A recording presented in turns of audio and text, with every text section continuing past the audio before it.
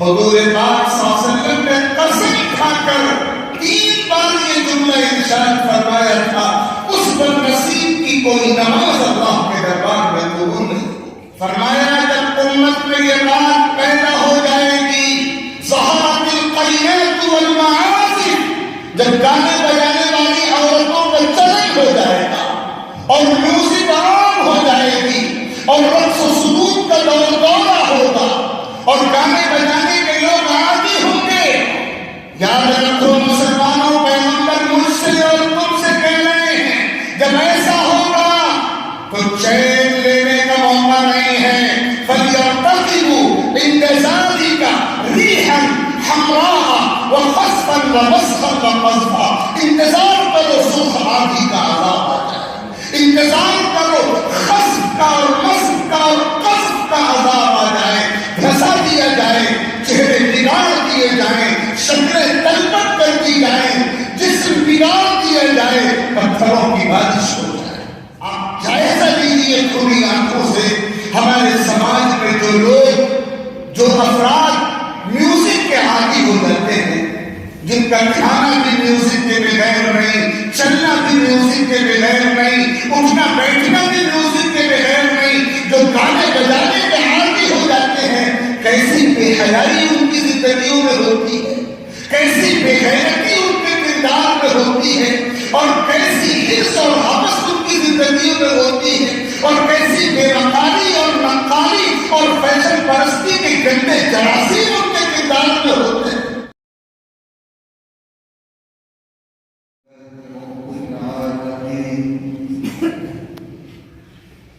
والعاقبة للمتقين،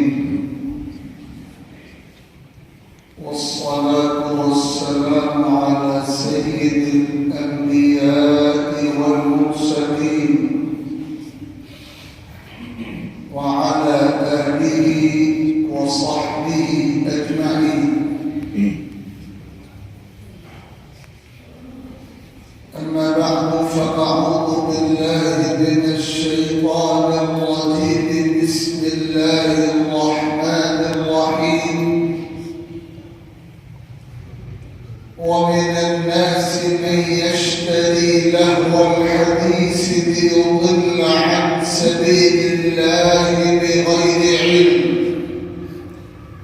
ويتخذها هزوا، أولئك لهم عذاب مهين۔ صدق الله ربنا العلي العظيم۔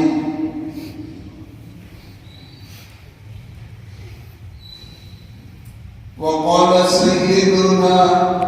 ومولانا محمد صلى الله تعالى عليه وآله وسلم: الغناء ينبت النفاق، صدق رسول الله صلى الله عليه وسلم۔ بزرگوں، بھائیوں، اللہ تعالیٰ نے جن چیزوں کو ایمان اور یقین کے لیے سب سے سنگین خطرہ بتایا ہے، اور جو چیزیں انسان کو ایمان سے بہت دور لے جاتی ہیں، نفاق میں مبتلا کر دیتی ہیں، کفر کے قریب پہنچا دیتی ہیں، لعنت کا مستحق بنا دیتی ہیں، اللہ تعالیٰ کی رحمت سے بے انتہا دور کر دیتی ہیں، نحوست اور وبال کا سبب بن جاتی ہیں۔ ان میں ایک بہت ہی خطرناک چیز گانے اور بجانے کی لعنت ہے۔ انسان جب گانے بجانے کے عمل میں مشغول ہوتا ہے، جب اس کی زبان گانے کی لعنت میں لگ جاتی ہے اور اس کے کان گانوں کے نغموں اور میوزک سننے کے عادی ہو جاتے ہیں، تو پھر یہ وہ لت ہے اور یہ وہ لعنت ہے، اور یہ ایسی خطرناک چیز ہے جو انسان کو ایمان کی سرحدوں سے نکال دیتی ہے، کفر کے قریب پہنچا دیتی ہے، جہنم کا مستحق بنا دیتی ہے،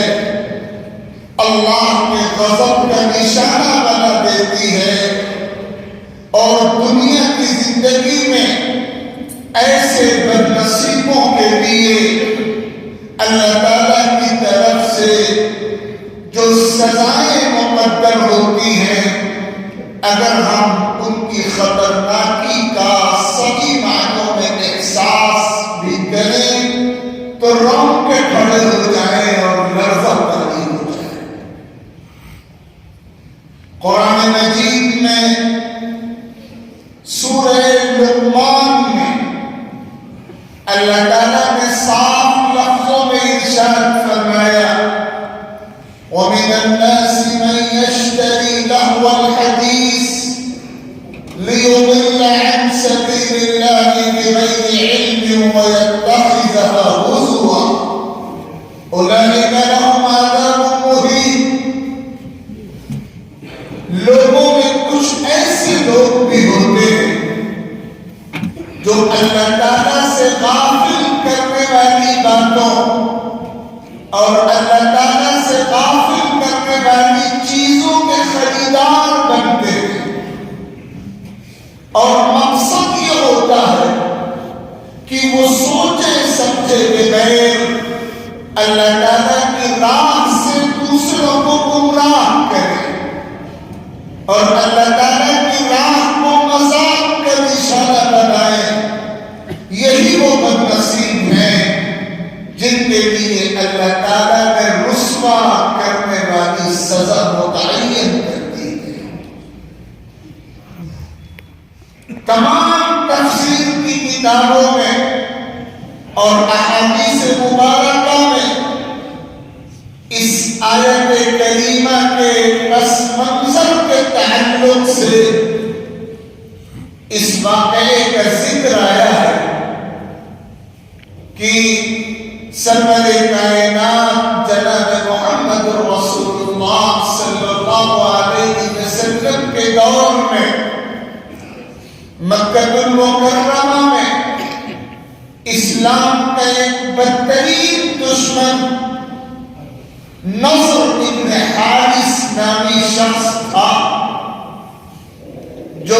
مکے کا سردار بھی تھا اور مشہور تاجر بھی تھا، اور تجارت و کاروبار کے اس کے سفر دنیا کے مختلف علاقوں کے اس دور میں ہوا کرتے تھے،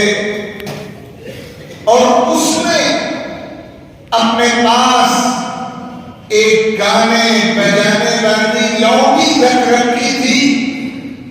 اور جب بھی حضور پاک علیہ الصلوۃ والسلام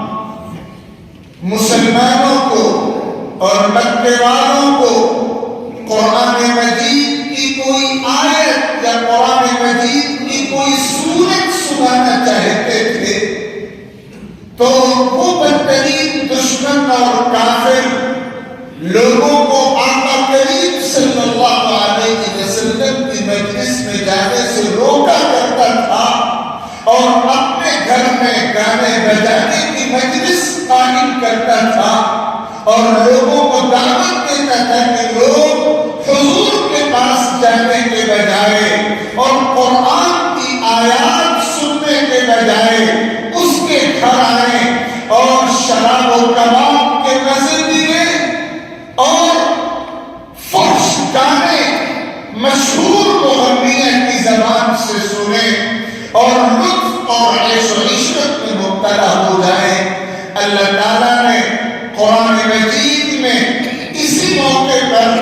یہ آیت کریمہ نازل کی تھی، جس کا ترجمہ میں نے ابھی آپ کو سنایا۔ واضح کر دیا گیا ہے کہ رقص و سرود کی مجلس ہو، گانے بجانے کی مجلس ہو، میوزک اور موسیقی کی مجلس ہو، اول سے لے کر آخر تک حرام مجلس ہے، ناپاک مجلس ہے، پلید مجلس ہے۔ جو اس مجلس میں شریک ہوتا ہے وہ بھی مجرم ہے، اور جو اس مجلس کو سجاتا ہے وہ بھی مجرم ہے، جو سجانے والوں کی مدد کرتا ہے وہ بھی مجرم ہے۔ سرور کائنات صلی اللہ علیہ وسلم نے اس دنیا میں اپنے تشریف لانے کے جو مقاصد بتائے ہیں، سچائی کا اعلان، خیر کی دعوت، سماج کو خیر کے راستے پر لانا، سماج کو شر سے روکنا، حق کا کلمہ بلند کرنا، باطل کو پست کرنا، بے شمار مقاصد بعثت نبوی ہیں۔ انہیں میں ایک مقصد یہ بھی تھا، آقا فرمایا کرتے تھے مجھے گانے بجانے کے آلات کو توڑنے کے لیے بھیجا گیا۔ میں اللہ کی زمین پر اس لیے آیا ہوں تاکہ اللہ کی زمین گانے بجانے کے چلن سے پاک ہو جائے، موسیقی کا چلن ختم ہو جائے، میوزک کا چلن ختم ہو جائے، اللہ کے بندے اللہ کا کلام پڑھنے والے بن جائیں، اللہ کا کلام سننے والے بن جائیں، اللہ کے بندے رقص و میوزک کے دلدادہ نہ بنے،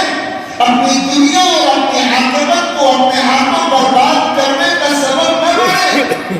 یہ تھا حضور پاک صلی اللہ علیہ وسلم کا مقصد۔ ہم جس نبی کا نام لیتے ہیں وہ نبی کس مقصد کے لیے آیا تھا، اور ہم اس کا نام لیتے ہوئے، اس کی امت میں شامل ہوتے ہوئے، اس کی غلامی کا غم بھرتے ہوئے، اس کے نام کا ذکر کرتے ہوئے کس طرح میوزک اور رقص اور موسیقی اور گانے اور بجانے کے گناہ میں ڈوبتے جا رہے ہیں۔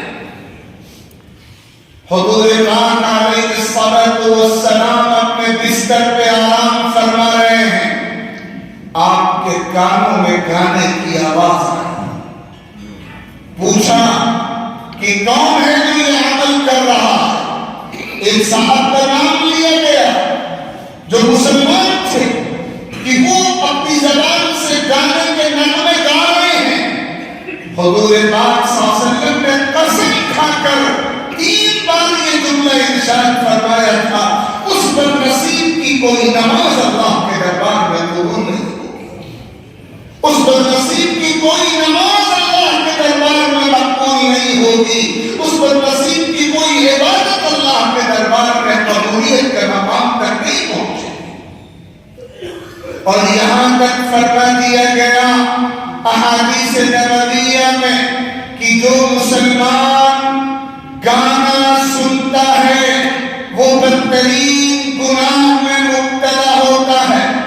اور جو مسلمان گانے کی مجلس میں جاتا ہے وہ اس سے بدترین مجرم ہوتا ہے، اور جو گانے کے بولوں سے لطف لیتا ہے اسے اپنے ایمان کی خیر بنانی چاہیے، وہ ایمان سے بہت دور ہوتا چلا جاتا ہے اور کفر کے بہت قریب ہوتا چلا جاتا ہے۔ اور یہ فرمایا گیا جو لوگ گانا گاتے ہیں اور جو خواتین گانا گاتی ہیں، رقص و سرود کرنے والے، گانے بجانے والے اور گانے بجانے والیاں، ان کی آمدنی، ان کا معاوضہ، ان کی اجرت، ان کو ملنے والے پیسے مکمل حرام ہیں، اور جو جس حرام مال سے پرورش پاتا ہے وہ جنت میں داخل نہیں ہوگا، وہ جہنم کا ایندھن بنے گا۔ اور فرمایا گیا جو گانے بجانے والی عورت کے پاس جاتا ہے اور بیٹھتا ہے اور گانا سنتا ہے، وہ خیر منائے صب فی اذنہ آنق یوم القیامہ، اس کے کان میں قیامت کے دن گرم سیسا پگھلا کر ڈالا جائے گا، اور یہ سخت عذاب اس کا مقدر بن کے رہے گا۔ فرمایا گیا الغناء یورث النفاق، گانے سے نفاق کی پرورش انسان نفاق میں مبتلا ہوتا ہے، ایمان سے دور ہوتا چلا جاتا ہے۔ ہمارے اکابر میں ایک بہت نمایاں نام حضرت فضیل بن عیاض رحمہ اللہ کا ہے، ان کا یہ قول کتابوں میں لکھا ہوا ہے، فرمایا کرتے کہ الغنا رقیۃ الزنا، کہ گانا بجانا یہ زنا کا منتر ہے، یہ زنا میں مبتلا کرتا ہے، یہ بے حیائی میں مبتلا کرنے والا عمل ہے۔ قیامت کے قریب جو حالات پیش آئیں گے، جن کی پیش گوئی سرکار دو عالم صلی اللہ علیہ وسلم نے بار بار فرمائی ہے۔ قیامت کے قریب شراب نوشی عام ہو جائے گی، شراب کو طرح طرح کے ناموں سے استعمال کیا جائے گا، اصل نام بدل کے نہ جانے کتنے نام رکھ لیے جائیں گے شراب کے، اور اس کا استعمال عام ہو جائے گا۔ اور فرمایا ایسے لوگ امت میں پیدا ہو جائیں گے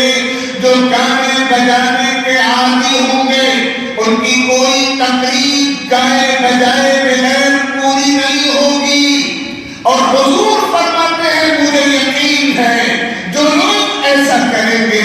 اللہ تعالیٰ ان پر پتھروں کی بارش بھی برسائیں گے، اور اللہ تعالیٰ ان کو زمین میں دھسانے کا عذاب بھی دیں گے، اور اللہ تعالیٰ ان کی شکلوں کو سور اور بندروں کی شکلوں سے تبدیل بھی کر دیں گے۔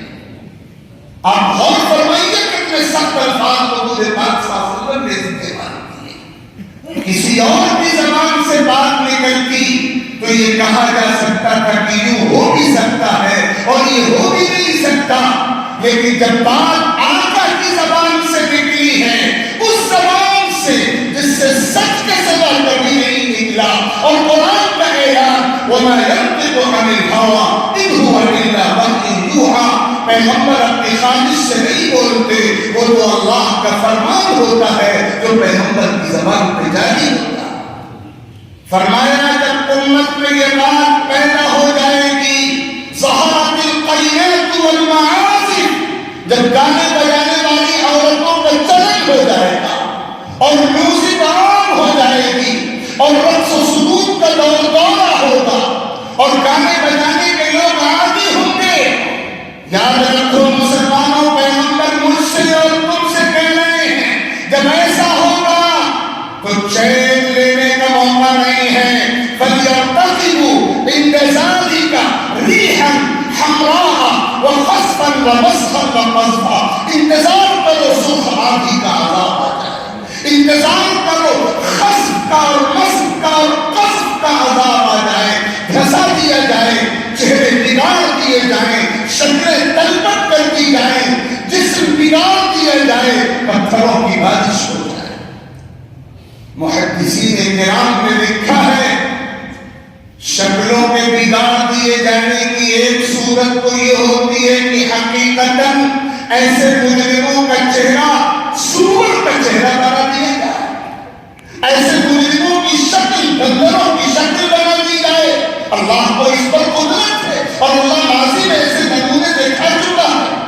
لیکن یہ بھی مطلب ہو سکتا ہے، سور بنائے جانے کا مطلب یہ بھی ہو سکتا ہے کہ خنزیر کی خصلت پیدا کر دی جائے، اور خنزیر کی اصل خصلت ہے بے حیائی اور بے غیرتی، اور بندر بنائے جانے کا یہ مطلب بھی ہو سکتا ہے کہ بندروں کی خصلت پیدا کر دی جائے، اور بندروں کی اصل خصلت ہے بے وقاری اور نقالی اور حرص و حوث۔ آپ جائزہ لیجیے کھلی آنکھوں سے، ہمارے سماج میں جو لوگ، جو افراد میوزک کے عادی ہو جاتے ہیں، جن کا کھانا بھی میوزک کے بغیر نہیں، چلنا بھی میوزک کے بغیر نہیں، اٹھنا بیٹھنا بھی میوزک کے بغیر نہیں، جو گانے بجانے کے عادی ہو جاتے ہیں، کیسی بے حیائی ان کی زندگیوں میں ہوتی ہے، کیسی بے غیرتی ان کے کردار میں ہوتی ہے، اور کیسی حرص اور حوث ان کی زندگیوں میں ہوتی ہے، اور کیسی بے وقاری اور نقالی اور فیشن پرستی کے گندے جراثیم ان کے کردار میں ہوتے ہیں۔ اندازہ کیجیے بزرگوں اور بھائیوں، یہ سماج کی وہ لعنت ہے جو سماج میں پنپتی جا رہی ہے، اور بہت سی مرتبہ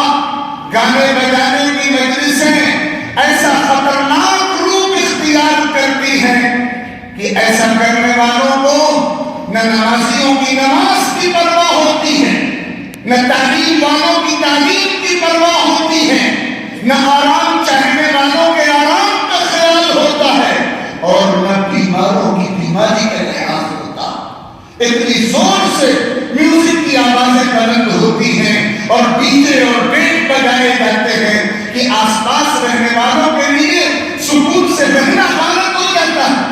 یہ صرف ایک جگہ کی کہانی نہیں ہے، ہم مسلمانوں کے سماج کی اب یہی تصویر بنتی جا رہی ہے کہ ہم نے جیسے زندگی میں گانے اور بجانے کے جرم کو جرم سمجھنا چھوڑ دیا ہے۔ اللہ کے بندو،